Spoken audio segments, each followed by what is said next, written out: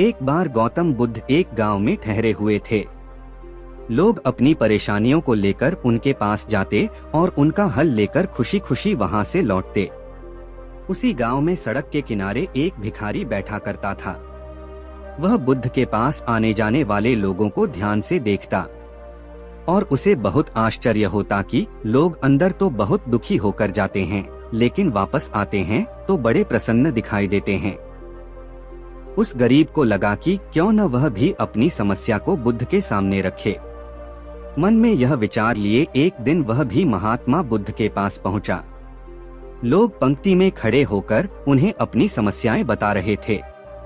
जब उसकी बारी आई तो उसने सबसे पहले महात्मा को प्रणाम किया और कहा, भगवान, इस गांव में लगभग सभी लोग खुश और समृद्ध हैं, फिर मैं ही गरीब क्यों हूँ? इस पर बुद्ध मुस्कुराते हुए बोले, तुम गरीब और निर्धन इसलिए हो क्योंकि तुमने आज तक किसी को कुछ दिया ही नहीं। वह गरीब बोला, भगवान, मेरे पास भला दूसरों को देने के लिए क्या है? मेरा तो स्वयं का गुजारा बहुत मुश्किल से हो पाता है। लोगों से भीख मांगकर अपना पेट भरता हूँ। मैं लोगों को क्या दे सकता हूँ? भगवान बुद्ध कुछ देर शांत रहे, फिर बोले, तुम बड़े अज्ञानी हो।